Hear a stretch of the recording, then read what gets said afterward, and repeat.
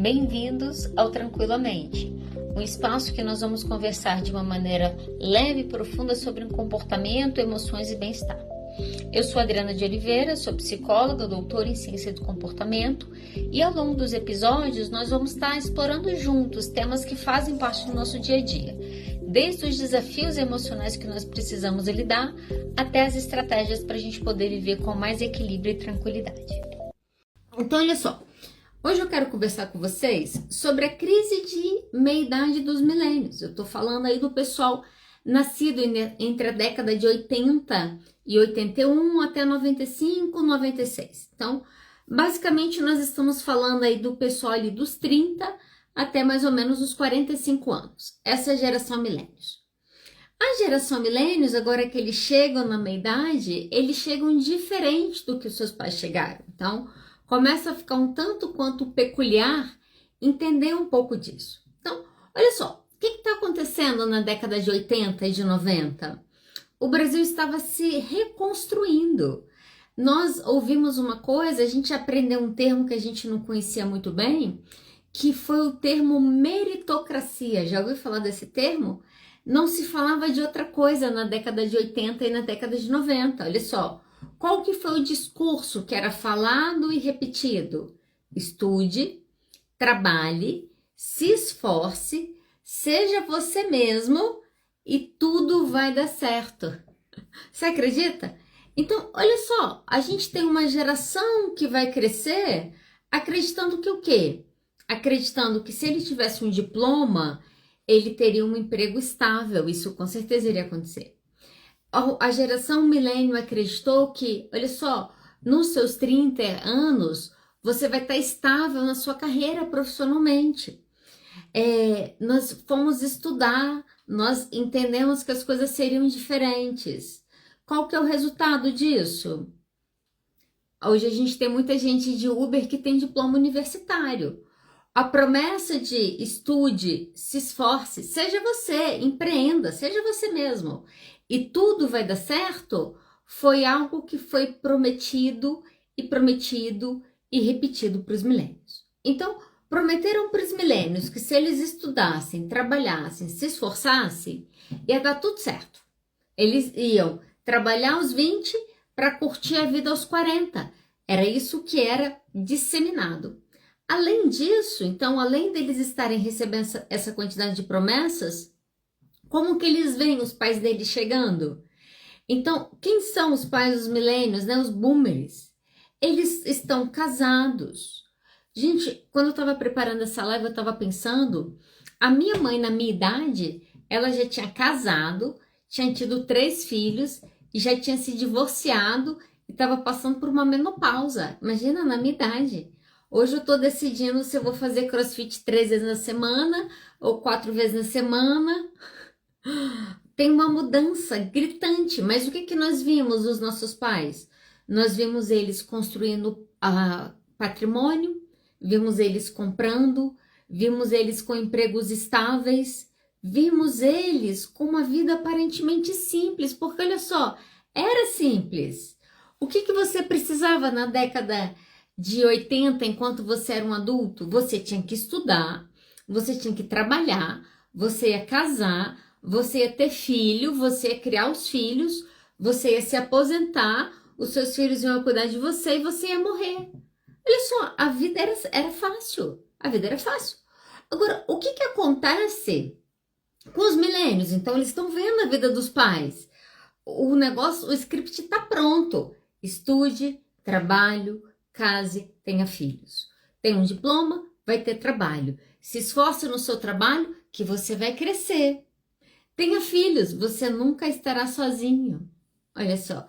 E quem não tem filho? Não, então você tem que casar. Ok, nos foram prometidos que se a gente se esforçasse muito, a gente ia ter tudo. Nós vimos os nossos pais na meia-idade, nos seus casamentos estáveis, ou em alguns recomeços de vida. Nós vimos eles comprando as suas casas, crescendo financeiramente, né? Então a gente presencia isso. E aí chega a vez dos milênios. Então, vamos começar. Quando os milênios chegam no mercado de trabalho, que eles vão trabalhar, como que a vida tá? Tá instável? Como é o mercado de trabalho hoje? Ele é considerado estável. Para vocês terem noção, os millennials ganham em média de 25 a 35% menos do que os seus pais ganhavam nas suas idades. A gente tem salários estagnados. A gente tem hoje, só para você ter noção, 41% dos jovens de 25 a 39 anos, então tem uma boa parte dos millennials aqui, fazem trabalhos informais. Os millennials acreditaram, cresceram ouvindo que você vai ser a geração que você vai estudar, estude e vença. Então, a geração que ouviu estude e vença se tornou a geração do Uber com diploma. 51% dos motoristas de Uber têm diploma universitário. Assim que nós chegamos. Quem está profissionalmente estável aos 40 anos, aos 35 anos hoje? Pouquíssimas pessoas, pouquíssimas. A verdade é que sua crise chega no momento que muitas vezes você quer mudar de carreira, você está querendo começar outra, você fala, nossa, o que eu fiz? Que escolha foi aquela aos meus 20 anos? Então, eu tenho que lidar com o fato que me prometeram muita coisa e quando chegou a minha vez de usufruir, o terreno do Parkway que custava 29 mil, agora custa 1 milhão, poxa, quando chegou a minha vez. Como que nós chegamos na crise da meia-idade? Sem patrimônio, não temos patrimônio e com dívidas. Gente, 75%, fiquei chocada, 75% dos milênios têm dívidas. Mas 50% deles não as pagam, estão negativados no Serasa. Falaram que era só a gente estudar. A gente estudou, a gente conseguiu um diploma universitário, a gente passou num concurso. Os funcionários públicos de Brasília, eles estão 20 anos de salário defasado. A vez deles enriquecerem, não teve vez. Agora eles vão perder a aposentadoria aí, se alguns projetos passarem, né? Muitos já perderam a aposentadoria integral.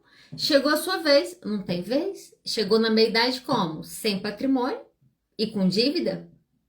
Como que nós chegamos também? Então, olha, chegamos na meia-idade no mercado de trabalho instável, não temos estabilidade profissional, chegamos endividados ou sem patrimônio e nós chegamos exaustos emocionalmente. Semana passada eu estava falando isso, os milênios hoje, eles lideram os diagnósticos em burnout e ansiedade. O que mandaram eles fazerem? Mandaram eles trabalharem.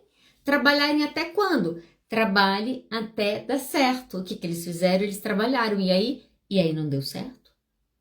E aí, o tão sonhada promessa que você ia chegar nos seus 30 anos e nos seus 35 anos a sua vida está pronta, sua vida não está pronta. Você chegar nessa idade, você não sabe nem quem você é. Você tem dúvida. Você não sabe, às vezes, nem sua sexualidade. Você não sabe se aquele trabalho é o que você quer fazer. Você não sabe se aquela casa é a casa que você quer estar. E aí, nós trabalhamos e tivemos o quê? Tivemos burnouts e ansiedade. Lideramos. 45% dos milênios tomam medicação psiquiátrica. Então, é assim que chegamos na meia-idade. Mas, calma, que nem tudo ia ser ruim, né? Nós, agora, vem uma geração mais livre, mais liberada. Então, agora, né, a gente tem direitos civis sendo ganhos e algumas políticas e pautas avançando. Então, eu começo a ter mais possibilidade. Você vê, se a gente comparar as mulheres milênios com as boomers, por exemplo, são mulheres muito mais resolvidas, com uma sexualidade muito mais aberta, são mais livres, elas querem liberdade. Claro, elas cresceram para isso, prometeram os mundos. Ok, e aí o que aconteceu? Na hora que elas foram se relacionar, porque elas podiam ter liberdade, prometeram ainda o príncipe encantado, foi uma geração que ainda brincou de boneca, de que ia dar tudo certo na minha vida, e aí quando a gente começa a se relacionar, como que tá o mercado de relacionamentos? Instáveis. Os relacionamentos se tornaram descartáveis. Eu começo, não tá bom? Ai, não. Ai, tá mexendo em desconforto? Ai, não aguento isso. Ai, não quero mudar? Ai, não quero mudar? Próximo. E o que eu faço? Aí eu termino, eu vou pro Tinder, eu arrumo mais um. aí eu vivo isso mais 2, 3 meses, aí eu fico apaixonada, eu fico enlouquecida, aí daqui a 2 anos dá certo, aí eu termino porque não sei o quê. Por quê? Porque os amores se tornaram líquidos. Além disso, as relações se tornaram solitárias. Eu escuto isso no consultório. O quanto que pessoas estão em casa e se sentem sozinhas do lado dos seus cônjuges. Eles não entendem o que elas falam, eles não têm assunto, eles não dialogam. Um gosta do céu, outro gosta da terra, um gosta da noite, outro gosta do dia. Um gosta de, sei lá, anime e a outra gosta de terror, sei lá, comédia romântica. Nada encaixa, mas a gente casou porque tinha que casar, porque além de tudo tinha que casar. Como que os milênios se declaram? Solitários. 66% dos milênios dizem se sentir sozinhos com frequência. Então, nos prometeram muitas coisas. Não, você vai trabalhar, você vai estudar e vai dar certo. Mercado instável, economia instável, crises econômicas mundiais, nos endividamos, tivemos burnouts, lideramos o topo do diagnóstico. Se você for pegar os diagnósticos tardios, os milênios estão encabeçando. O que significa isso na prática? Significa que nós temos pessoas hoje que foram crianças com TEA, com TDAH, com altas habilidades, que foram chamadas de burras, de incompetentes, de inadequadas, se tornaram adultos. Olha só. Era para ser estável. Aí esses adultos decidiram ter diagnóstico. O que a sociedade falou? Ah, você já está vivendo 40 anos assim, por que você quer mudar? Por que você quer saber? Quem foi criticado na onda de diagnósticos, novamente, foi os milênios. Porque, além de tudo, os milênios vão sofrer com uma coisa que as gerações anteriores não sofreram, que são as comparações digitais. Agora a gente tem modelo do que é a felicidade. Sabe uma coisa que eu escuto no consultório de vez em quando? Ah, eu queria ser uma mãe tão boa quando fulana de tal. E como que você sabe que fulana de tal é uma mãe tão boa? Não, porque ela postou a foto que o filho fez não sei o quê. E aí, se o filho fez não sei o quê, ela com certeza é uma boa mãe. Às vezes eu rio. Tem dia que eu tô mais bem-humorada que eu rio. Eu falo, sério, nossa. Não sabia que você era daquelas pessoas que acreditam em rede social. Olha só, aparentemente a gente tem modelos e nós somos comparados. Como assim você tem 45 anos e vai fazer uma outra faculdade para transicionar de carreira? Como assim você tem 35 anos e você ainda não tem um relacionamento estável? Não, mas como assim que você tá com seus 38 anos e você ainda não teve filho? Não, porque fulano, não porque Beltrano, porque agora com certeza tem alguém na nossa idade que já venceu em alguma coisa que nós não vencemos. E os milênios foram a geração que eles foram comparados. Então, só para você ter noção, vamos lá. Nos prometeram o mundo, nos prometeram economia estável, nos prometeram a meritocracia, nos falaram, olha só, meritocracia. Se você trabalhar e você se esforçar, você pode ser qualquer um, você pode ser um bilionário se você fizer isso. Se você não fizer isso, a culpa é sua, tá? Foi você que não conseguiu. Nos prometeram isso. Quando a gente chega, crise econômica, mercado instável, salários estagnados, inflação comendo o salário de todo mundo, não construímos patrimônios, nos endividamos. Não, então vamos nos relacionar. Amores líquidos, descartáveis. Eu não gosto? Tchau, eu pego um outro. Tem quantos? 8 bilhões. Uma hora eu acho. Relações descartáveis. Como a coisa não podia ficar pior, o que fizeram com a gente? Nos compararam.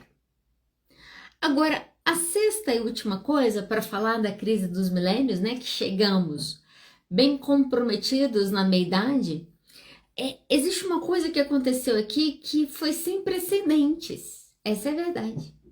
Sabe o que é? A geração milênios é uma geração que chegou na meia-idade sem estrutura. Ela não tem casa própria, não tem filhos, muitos não têm filhos, não tem estabilidade profissional, não vivem a vida que eles querem, estão endividados, estão com burnout, estão com problema em tudo quanto é lugar na vida. Mas além deles estarem com todos esses problemas, eles têm um outro problema. Sabe qual que é? Eles sabem. Como assim? Eles não têm estrutura para gerar mudanças na vida deles, mas eles têm consciência da vida deles. Diferente das outras gerações que vieram, os milênios, eles têm uma tomada de consciência. Eles veem as relações abusivas, eles veem os maus tratos, ensinaram eles a identificarem, mas não ensinaram eles a se comportarem diferente daquilo. Então eles identificam, eles nomeiam, eles têm consciência da família que é abusiva, eles têm consciência do trabalho que faz muito mal a eles, mas eles não têm mais, eles têm medo, porque eles têm muito a perder nesse momento, pode acreditar em mim. E eles ficam paralisados, sem casa própria, sem filhos, sem estabilidade financeira, mas com consciência e com mais questionamento sobre si e sobre o mundo.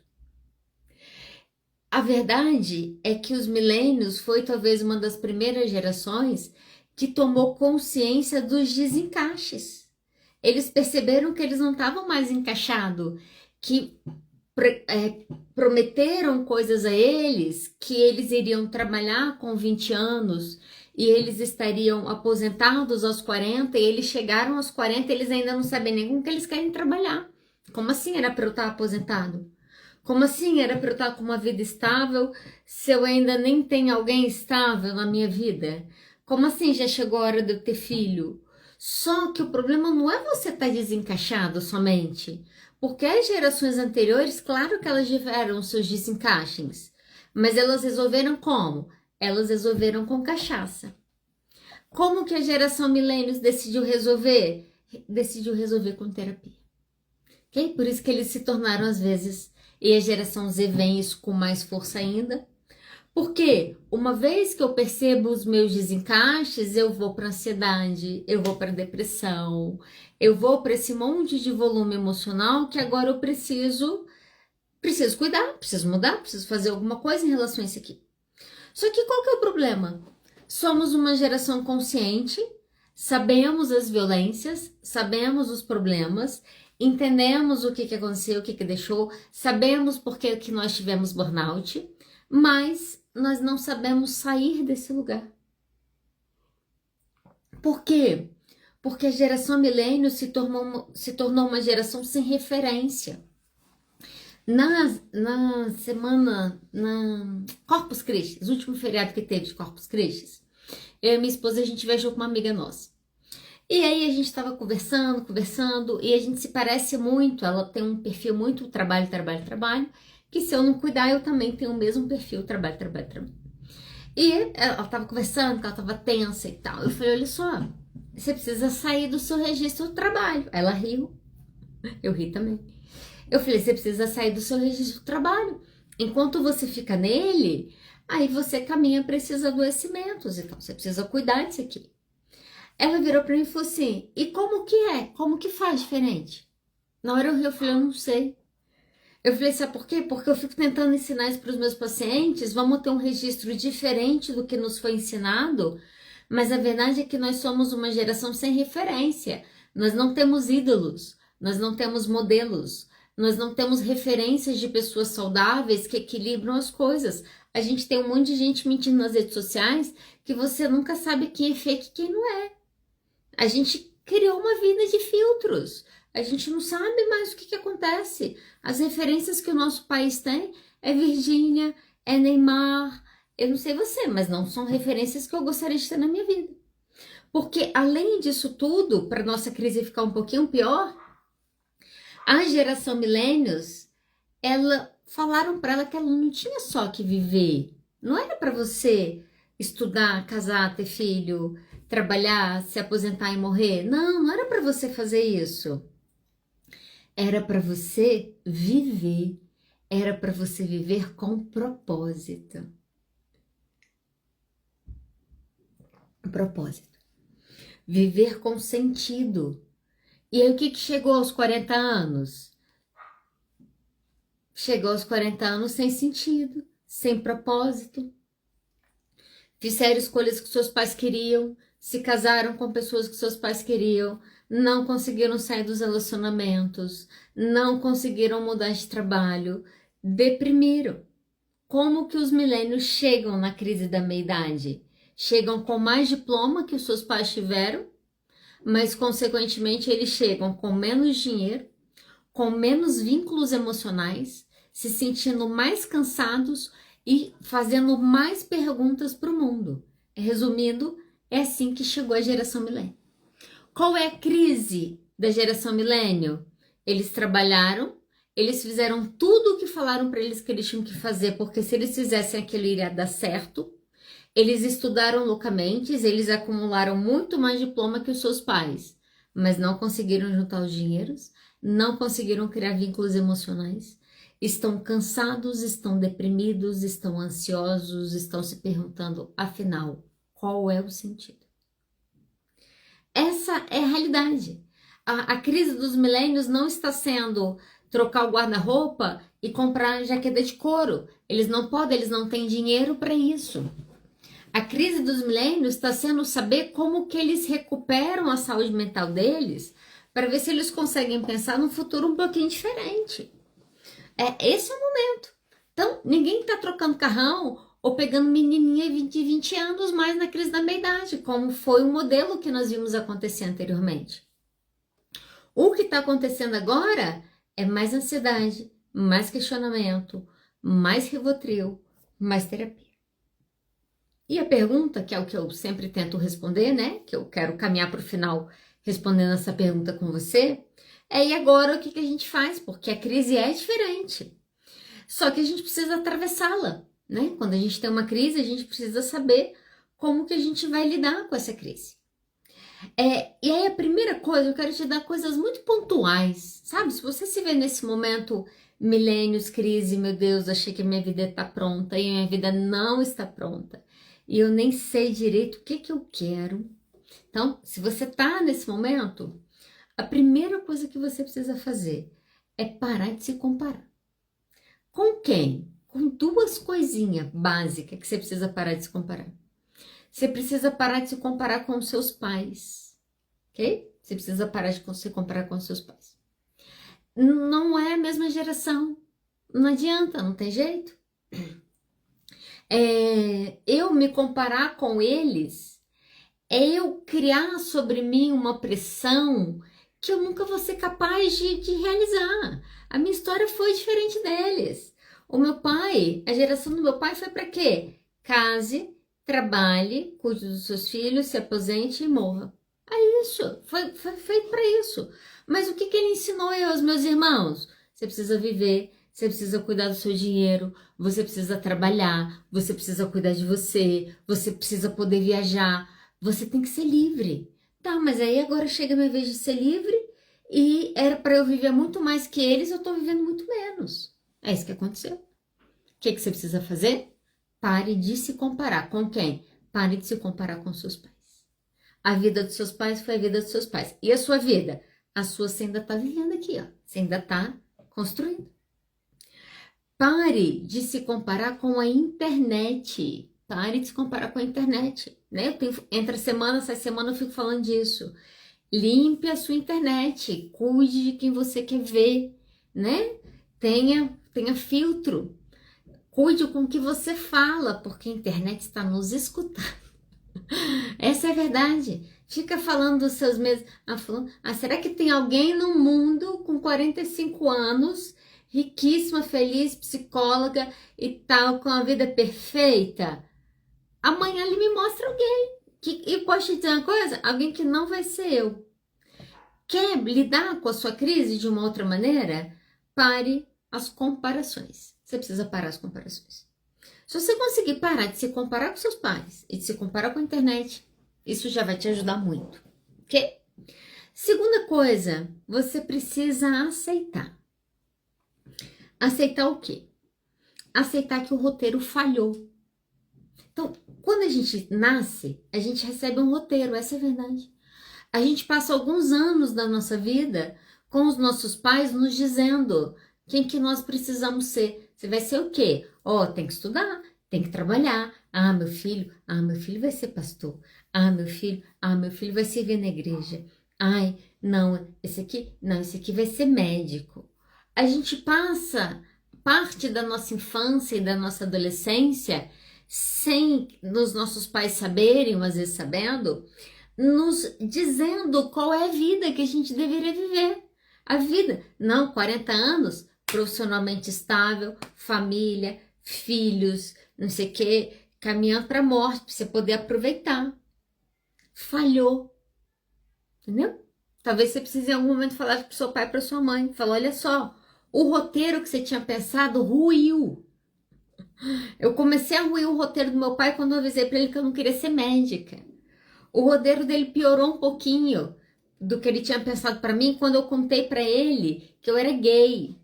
Aí o roteiro que ele tinha feito ficou ruim, um pouco pior, quando ele veio me perguntar se eu queria ter filhos, eu falei que eu não ia querer ter filho, não. Aí, menina, o roteiro foi, sendo rasgado.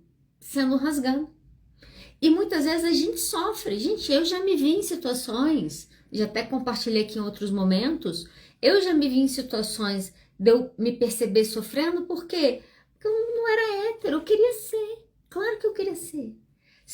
Família perfeita. Pai, mãe, filho, 2 crianças, não sei o que, um gatinho, um cachorro, foto perfeita do Natal. Dói quando falha. Dói, eu queria. Não era mais fácil? Claro que era mais fácil viver o roteiro. Não deu para viver o roteiro. Não deu. Sinto muito. Aceita. Não vai dar. Aceita que você não vai conseguir suprir as expectativas dos seus pais ou da sociedade. O roteiro que eles queriam que a gente vivesse é impossível. A gente descobriu isso como? A gente descobriu isso adoecendo. A gente descobriu isso no burnout. O que você precisa fazer nesse momento? Vivencie o luto, é um luto mesmo. É uma dor que você sente, de que você, porque chega uma hora, o adolescente, né, criança, ele quer ser o que o pai quer que ele seja. Claro que ele quer. Mas não foi, não deu para ser, você queria, mas não foi, o script falhou. Chegou, aceitou, não posso continuar no roteiro que me passaram. Tenha coragem para conversar com as suas dúvidas e com as suas angústias. Tenha coragem para sentar na frente de um espelho e ficar olhando para você e ficar conversando com você e falar, caralho, o que a gente fez para chegar aqui? Para onde que a gente vai a partir de agora? Se permita ouvir, abaixe o volume da sua vida agitada. Diminua a sua quantidade de Instagram. Diminua o barulho do seu carro para você começar a ouvir o que você está pensando. Para ver se a vida que você está vivendo está valendo a pena ou não está valendo a pena. Ok? Então, corte as comparações. Aceite. O roteiro falhou. Ok. Então, não vai ser como eu achei. O que eu faço a partir daí? Você precisa construir vínculos. Vínculos reais, vínculos saudáveis. Vínculos que as pessoas não te exijam performance, que as pessoas não fiquem querendo que você seja uma pessoa diferente e que elas respeitem a sua autenticidade. Olha, domingo eu fui no aniversário de um amigo meu, tem até que falar isso pra ele. E eu cheguei lá, tava rolando a festa, primeiro só comunidade, né? Na galera, como diz o outro, só o pessoal do Vale. Então, só comunidade na festa. Aí você chega, eu até brinquei, eu falei, nossa, você chega aqui, mesma energia. Não tem ninguém com a energia destoando aqui. Aí chegou, estavam servindo, o garçom veio, me ofereceu, eu peguei água. Você quer o quê? Eu falei, eu quero água. E eu fiquei a noite inteira bebendo água. Você sabe quantas pessoas falaram alguma coisa sobre o fato de eu estar bebendo água naquela noite? Nenhuma. Há pouco tempo atrás eu fui num evento com pessoas próximas a mim, que quando eu pedi água, as pessoas acharam um absurdo. Não, água não, você tem que beber alguma coisa. Toma só uma tacinha. Não, só meia taça então. Não, então você não quer água? Não, então vamos pedir o refrigerante. Eu não podia tomar água. Acharam um absurdo eu pedir água. Eu escuto de pacientes falando que eles vão para contextos de happy hour de empresa e é um absurdo a pessoa falar, não vou beber. Mas como assim você não vai beber? talvez esses não sejam vínculos reais. O vínculo real é o lugar que você chega e que você pode ser você e que você pode tomar água e ninguém vai ficar enchendo o saco, porque você decidiu tomar água. Eu cheguei com vinho para um amigo meu, falei, olha só, as pessoas normais teriam embrulhado o presente, mas como eu não sou normal, eu, na verdade, não me organizei para isso, então eu trouxe sem embrulho mesmo. Ele riu e ele falou, tá bom. Isso é você ter vínculos reais, que você pode ser você, sem a preocupação do, ai meu Deus, não vai, eu não vou levar embrulhado, e aí ele vai pensar o que de mim? Se essa é a sua preocupação, esse vínculo não é real, você tem medo de perdê-lo a qualquer motivo, a qualquer momento. Você precisa cuidar desse vínculo. Ah, beleza, estou construindo, identifiquei, o que eu faço? Crie novos marcos. Olha só, nós, e eu digo nós no sentido milênios, crise de meia-idade, nós queríamos ter chegado prontos. Só que o problema é que o avanço da tecnologia com o avanço nosso no mercado de trabalho significa que a cada tempo a gente precisa aprender coisas novas. Hoje eu estava comentando isso com uma paciente minha. Eu comecei a atender em 2003, 22 anos esse ano que eu atendo. Comecei em 2003. Hoje eu converso sobre coisas que eu não conversava em 2003. Hoje eu converso sobre análise, uma paciente traz a análise que o ChatGPT fez para eu poder analisar a análise dele, que ela quer a minha opinião sobre o que ele analisou. Hoje eu recebo print, olha isso aqui, olha o que fulano fez. Hoje a paciente chega na sessão e fala, peraí que eu vou te mostrar uns áudios primeiro, depois a gente começa, que eu preciso que você ouça isso aqui antes de eu começar. Eu tenho uma mudança de comportamento, o que isso é exigido dos milênios? Você tem que se reinventar, você tem que se reinventar. Alguns anos atrás eu não fazia live na internet. Tem uns 2 anos que eu faço live toda semana. Por quê? Porque mudou a linguagem, eu preciso me reinventar. Então, o que você precisa fazer para sair dessa crise? Crie novos marcos. Eu vou trocar de carreira? Eu vou trocar uma coisa aqui dentro da minha carreira? Tá na hora de eu talvez conhecer outras religiões e me permitir viver outras coisas? Tá na hora de eu trocar as minhas certezas por coisas que talvez eu nunca tenha ouvido ou aprendido diferente? Troque, se reinvente, o mundo está mudando, você precisa mudar com ele. Eu tenho falado isso, os psicólogos têm estado resistentes à inteligência artificial. Quando o paciente fala, hoje, um paciente vira e fala, eu estava conversando com o ChatGPT, o que eu falo é, e o que ele disse? Eu fico curiosa, por quê? Porque é isso, porque daqui a pouco é um outro personagem que já está entrando na terapia. Isso significa o quê? Que você mudou. Eu tô velha. Daqui a 5 anos você vai estar 5 anos mais velha. O que você precisa fazer? Comece agora, troque, né? Comece uma atividade física nova, vai fazer uma coisa que você nunca fez. Se permita. E se você está fazendo tudo isso e você começa a sentir que ainda assim você não está saindo do lugar, essa é a hora que você procura ajuda, sem culpa, né? A gente tem muita culpa. Esse dia eu estava conversando com uma amiga minha, ela falou, você precisa ir, e eu reclamando de algumas coisas. Ela virou e falou assim, olha, Adriana, o ideal seria você procurar um terapeuta ocupacional para ele poder fazer uma avaliação e tal. Eu falei, meu Deus, mais um terapeuta. Falei, mais um terapeuta. Aí ela falou, qual o problema? Aí eu falei, é que... Ela falou, o que foi? Ela falou, qual que é o problema? Eu falei, porque tem uma parte de mim que entende que é importante, né? Que tudo bem, tem profissionais que nos agregam de outras maneiras e tal. Eu falei, mas tem uma parte de mim que começa a sentir incômodo de eu estar precisando de mais uma pessoa para ajudar a cuidar de mim. Aí ela virou e falou assim, essa parte de você que sente isso, o nome disso chama autossuficiência. A autossuficiência é a parte de você que precisou cuidar de você quando você não podia e hoje você acha que você precisa continuar fazendo isso. Eu respondi assim, nossa, análise selvagem. Falei, vou precisar marcar terapia depois dessa breve conversa que nós tivemos aqui. A gente acha errado, imagina, eu sou psicóloga e eu me incomodo em ter que procurar um outro terapeuta, por quê? Porque a gente achou que era pra gente fazer tudo e que se a gente não tá dando conta de tudo, a culpa é nossa. E a gente não quer buscar porque a gente sente culpa, porque a gente se sente insuficiente porque eu não consegui fazer você quer. Vai para sua terapia, faça constelação familiar, faça grupo de escuta, vai para arte, faça caminhadas, faça pausas, procure espaços e lugares que você vai conseguir ajuda. Ano passado eu estava precisando fazer atividade física, não estava conseguindo fazer atividade física. Eu pensei, eu preciso de ajuda. Meu pensamento foi, eu preciso de ajuda. Eu preciso que alguém me ajude a fazer isso aqui. Quando eu decidi ir para o CrossFit, eu falei, eu vou me obrigar. Eu vou me obrigar lá fora com pessoas que eu nem conheço para ver se isso me ajuda. Às vezes a gente precisa de ajuda.